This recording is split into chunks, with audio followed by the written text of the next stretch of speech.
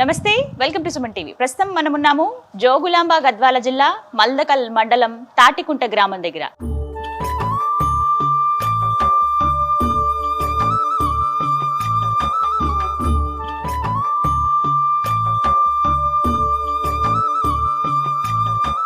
ఈ మధ్యనే వెలుగులోకి వచ్చినటువంటి ఫోక్ సింగర్ సాయి వాళ్ళ ఊరిది. పల్లెటూరి పిల్లగాడ పసులుగాసే మొనగాడ పాలు మరచి ఎన్నాళ్ళైందో. వాళ్ళ ఇంటి దగ్గరికి ప్రస్తుతం మనం వెళ్తూ ఉన్నాము. వాళ్ళతో పలకరిద్దాం, ఒకసారి వాళ్ళతో మాట్లాడదాం. నాకు ఇప్పుడు అనిపిస్తుంది అసలు ఎలా ఉండేవాళ్ళు ఇద్దరు అమ్మ నాన్న అంత దూరం ఉంటే. కష్టాలు అనేవి దేవుడు కొన్ని రోజులే పెడతాడు, దానికి మించిన సంతోషాన్ని నాకు చూసిన తర్వాత అర్థమైంది. చాలా బాధ అనిపించింది.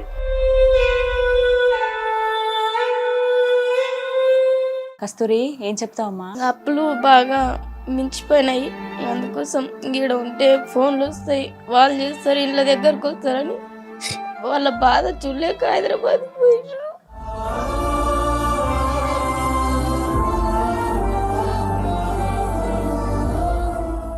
ఎలాగైనా కేటీఆర్ సారు మాకు సాయం చేయాలని నేను కూడా మనస్ఫూర్తిగా కోరుకుంటున్నాను. చేస్తే వాళ్ళకి మేము జీవితాంతం రుణపడి ఉంటామని చెప్తున్నాం. బాధపడద్దు, వచ్చి మిమ్మల్ని బాధ పెట్టానని కాదు, కానీ మీ కష్టం ఏంటో మీ బాధ ఏంటో తెలుసుకుందామని సుమన్ టీవీ ఇక్కడి దాకా వచ్చింది. ఒకసారి వాళ్ళ ఇల్లు కూడా చూద్దాం అనిపించింది. మరి చూద్దామా? నాతో పాటు రండి.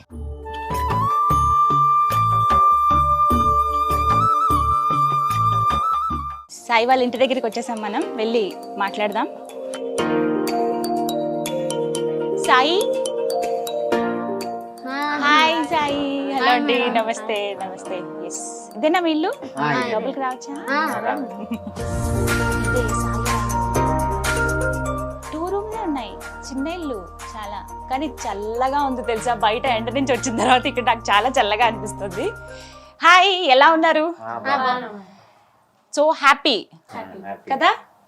ఇప్పుడు చాలా సంతోషంగా ఉన్నారా అప్పటికన్నా ఇప్పుడు? అదే మాట్లాడదామని వచ్చాం, ఒక్కసారి పలకరిద్దాం. ఎలా ఉన్నారు? ఇంటర్వ్యూ అయింది, మంచి పేరు వచ్చింది. దాంతో పాటుగా ఇప్పటికి ఆల్రెడీ ఇంకా పాటలు కూడా పాడుతున్నావు కదా, చాలా షోస్ కి వెళ్తున్నావు. మమ్మీ డాడీ కూడా చక్కగా నీతో కనిపిస్తూ ఉన్నారు, టీవీలో చూస్తున్నాం మేము, అక్క అందరూ సంతోషంగా ఉన్నారు. ఒకసారి పలకరిద్దామని సుమన్ టీవీ ఇక్కడ దాకా వచ్చింది. థ్యాంక్ యూ సో మచ్ ప్రేమగా మమ్మల్ని లోపలికి పిలిచినందుకు. ఒకసారి మరి మీ ఇల్లు చూడొచ్చా నేను? ఎస్, అందరికి చూపిస్తా, వ్యూవర్స్ అందరికి. చాలా మంది అడిగారు అసలు సాయి ఇల్లు ఎలా ఉందో చూపించండి అని. ఒకటే రూమ్ అండి, దాన్ని జస్ట్ చిన్నగా డివైడ్ చేశారు. చాలా చిన్న ఇంట్లో ఉంటున్నారు వీళ్ళు, మొత్తం 4 ఫ్యామిలీ మెంబర్స్. సో దీన్ని బట్టి అర్థమవుతుంది ఎంత పేదరికంలో ఉన్నారు వీళ్ళని. అండ్ సాయి చదువుతున్న స్కూల్ కూడా జిల్లా పరిషత్ స్కూల్. అక్క తను ఇద్దరు కూడా ఒకటే క్లాస్లో చదువుతున్నారు. అండ్ వాళ్ళ స్కూల్కి కూడా వెళ్ళాం మేము, ఆ వీడియో కూడా ఉంటుంది చూడండి. అండ్ ఇదే వాళ్ళ ఇల్లు. ఎస్, ఇది కిచెన్. ఒకటే రూమ్ని కొంచెం డివైడ్ చేసుకున్నారు. ఇగో ఇక్కడ దేవుడు, ఇక్కడే వంట కూడా ఇక్కడే చేస్తూ ఉన్నారు. అండ్ సామాన్లు అన్నీ భద్రపరచుకోవడానికి ఇది ఒకటే ప్లేస్. వాళ్ళకి చాలా చిన్నగా ఉంది ఇల్లు.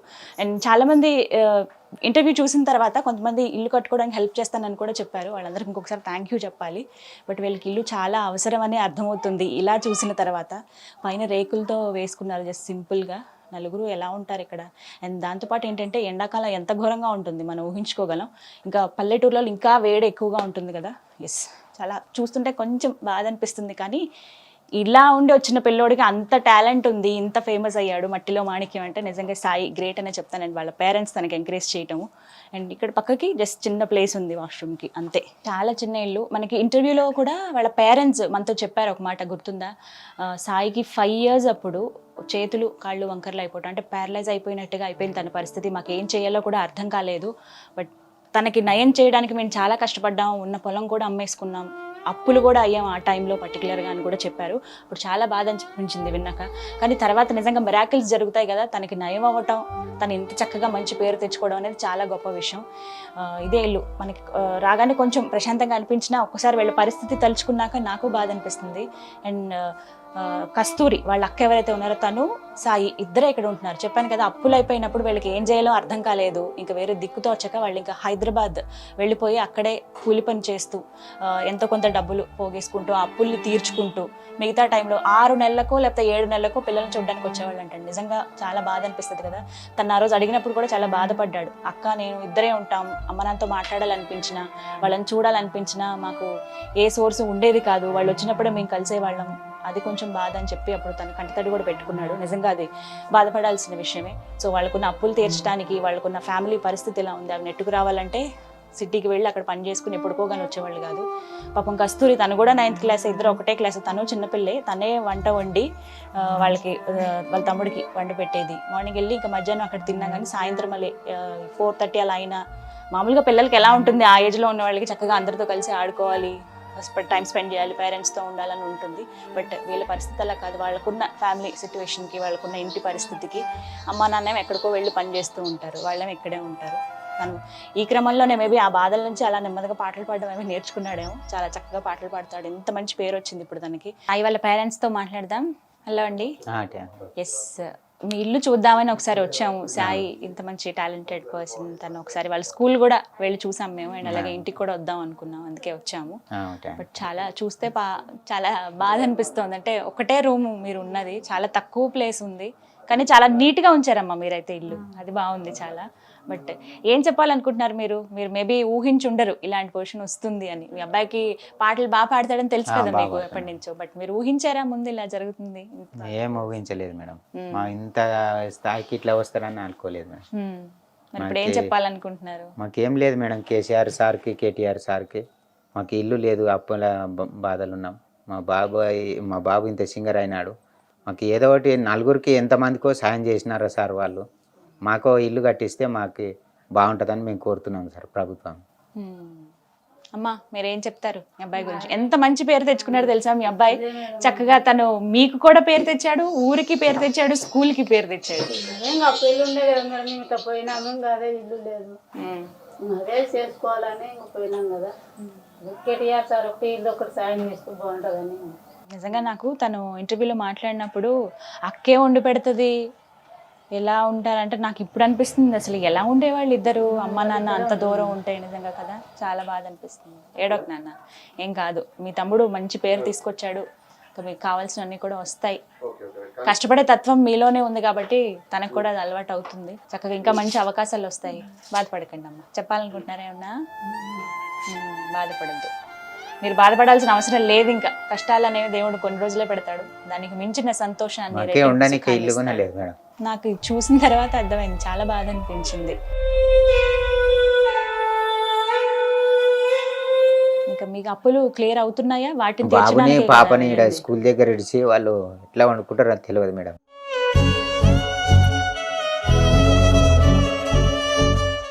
అసలు పాపకి ఎప్పుడు కూడా ఆమె వంట చేయలేదు మేడం.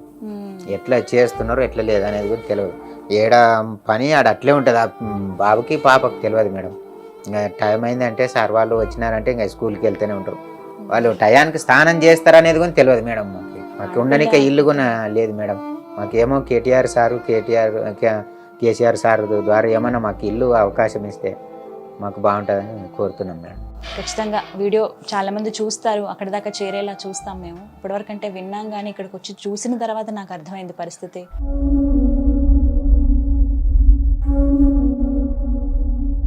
కస్తూరి ఏం చెప్తావమ్మా? ఎలా వండుతావు తల్లి? అసలు ఎలా ఉంటున్నారు మీరు? పెద్దవాళ్ళు ఎవరు లేకుండా, ఇద్దరు చిన్నోళ్ళే, తమ్ముడు చిన్నోడే, నువ్వు చిన్నదానివే. అమ్మ వాళ్ళని చూడడానికి కూడా ఉండదు. నాకే చాలా బాధ.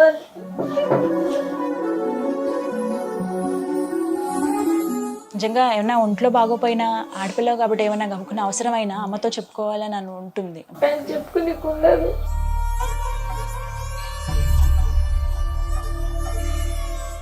ఎలాగైనా కేటీఆర్ సారు మాకు సాయం చేయాలని నేను కూడా మనస్ఫూర్తిగా కోరుకుంటున్నాను. చేస్తే వాళ్ళకి మేము జీవితాంతం రుణపడి ఉంటామని చెప్తున్నాను. బాధపడద్దు. వచ్చి మిమ్మల్ని బాధ పెట్టానని కాదు, కానీ మీ కష్టం ఏంటో, మీ బాధ ఏంటో తెలుసుకుందామని సుమన్ టీవీ ఇక్కడి దాకా వచ్చింది. బట్ ఈ వీడియో ఖచ్చితంగా పెద్దల వరకు వెళ్ళేలా చూస్తాము. అంటే మేము చిన్నప్పటి నుంచి నాకు తెలిసినప్పటి నుంచి మేము సరిగా కూడా స్కూల్కి పోయేది లేదు. ఏమ్మా?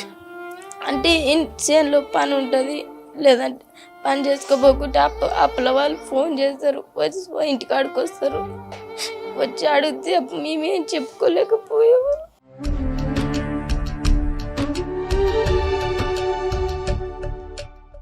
దానివల్ల మా చదువు కూడా చాలా ఆగమైంది.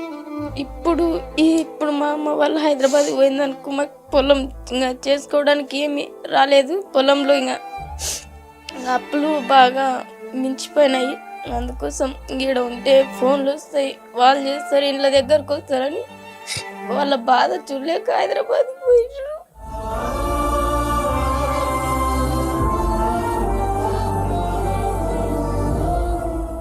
నాకు చాలా బాధ అనిపిస్తుంది నిజమే. అంటే పిల్లలు ఎలా ఉంటారు ఇంకా అమ్మ నాన్న లేకుండా, నేను చెప్పినప్పుడు విన్నాను కానీ ఇక్కడికి వచ్చి చూసిన తర్వాత అర్థమైంది.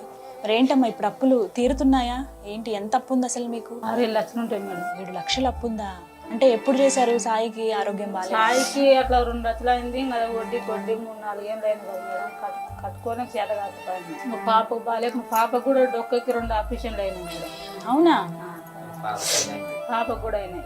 పాపకైనా నాకు ఇక్కడ 2 ఆపరేషన్ లాగా గొంతుకి. ఇంకా మీరు ఇదే బెంగ పెట్టేసుకుంటారేమో కదా, ఆ టెన్షన్.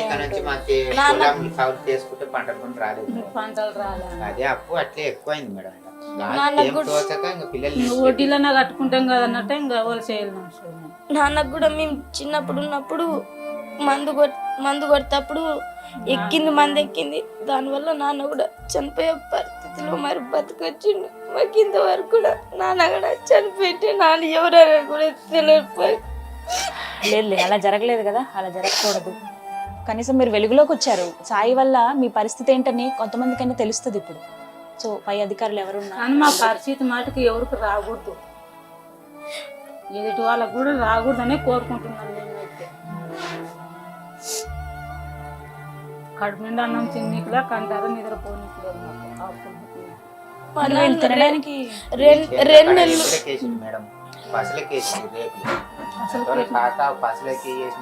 పూలలో పెట్టనీక కాక బండ్ల వరకు 2 3 పట్టుకున్నాము. 6 బండ్లు కూడా మేమే పట్టుకున్నాం. ఇవా ఒక్క కూలి మాదిరి పెట్టుకుంటే మేమే చేసుకున్నాం. దీన్ని ఏం మంచిగా పెట్టించింది చేసిందని లేదు. 2 నెలలు కారంతో తిన్నాడు మేడం, ఏం లేక ఇంట్లో.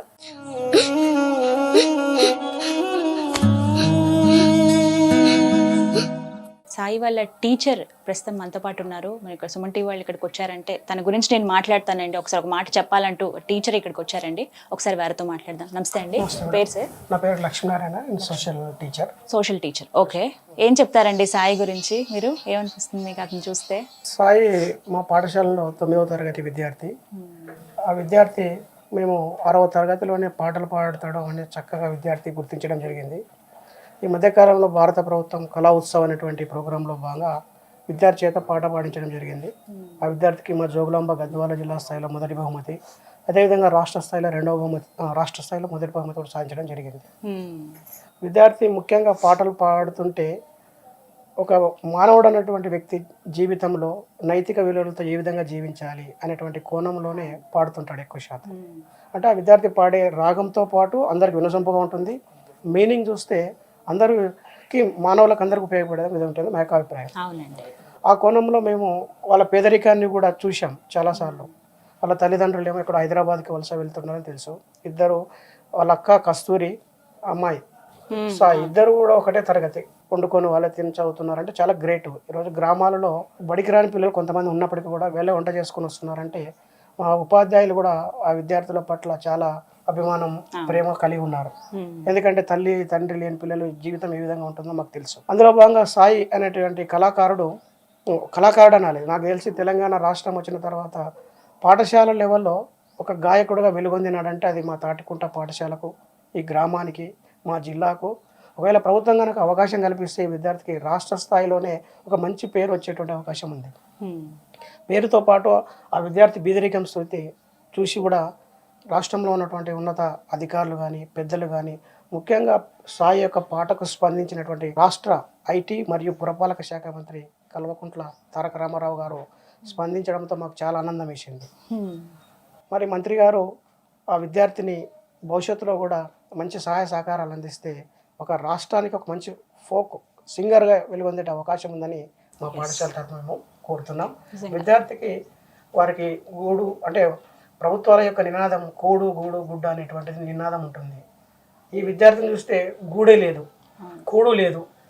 కాబట్టి ప్రభుత్వం తన వంతుగా సహాయ సహకారాలు అందించాలని మా ఉపాధ్యాయ బృందం తరఫున నేను పాఠశాల తరఫున కోరడం జరుగుతుంది. రైట్, చాలా చక్కగా చెప్పారండి. నిజంగా తనకి ఇక్కడికి వచ్చిన తర్వాత మాకు ఆ పరిస్థితి అర్థమైంది, తను ఎలా ఉన్నారు ఏంటి అని చెప్పి.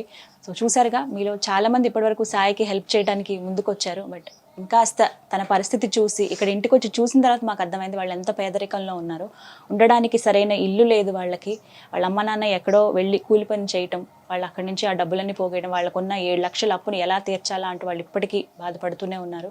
కారం మెతుకులు తిన్న రోజులు ఉన్నాయి, కనీసం మింగడానికి మెతుకు కూడా లేనన్ని రోజులు మేము అనుభవించాము. అలాంటి కష్టాలు కూడా చూసాము. బట్ ఇప్పటి పరిస్థితి, ఇప్పుడు మా అబ్బాయి కాస్త పేరు వస్తుంది కాబట్టి తెలుస్తున్నాడు. కనీసం ఇలా అయినా సరే మాకు ఎంతో కొంత సహాయం చేస్తారని ప్రభుత్వ అధికారులను కానీ వాళ్ళు కోరుకుంటున్నారు. ఒక్క ఇల్లు ఉంటే చాలు మాకు, కనీసం మేము వెళ్ళి హైదరాబాద్లో పనిచేసుకున్నా మా పిల్లలు క్షేమంగా ఉన్నారని మేము అనుకోవడానికి ఒక ఇల్లు అంటూ ఉంటే మేము సంతోషిస్తూ ఉంటూ వాళ్ళు చెప్తున్నారు. నిజంగా వాళ్ళ కోరిక చిన్నదేనండి వాళ్ళు ఉన్న పరిస్థితి బట్టి చూస్తే. బట్ మీలో ఎవరైనా తనకి హెల్ప్ చేయాలనుకున్న అధికారులు ఈ వీడియో చూస్తున్నా దయచేసి సాయి కుటుంబానికి హెల్ప్ చేస్తారని మనస్ఫూర్తిగా కోరుకుంటున్నాం. ఇదే సాయి హోమ్ టూర్ చేద్దాం అనుకున్నాం, అసలు ఎలా ఉందో చూద్దాం అనుకున్నాం. ఇదే వాళ్ళ ఇల్లు. సో చాలామంది ఇప్పటికి హెల్ప్ చేశారు కదా, మీలో ఇంకెవరైనా దాతలుంటే సాయికి హెల్ప్ చేస్తారని, తనకి ఇంకా ఎంకరేజ్మెంట్ ఇచ్చి ఒక మంచి సింగర్గా తనని నిలబెడతారని మనస్ఫూర్తిగా కోరుకుంటున్నాను. ఇది వాళ్ళ వీడియో. నమస్తే.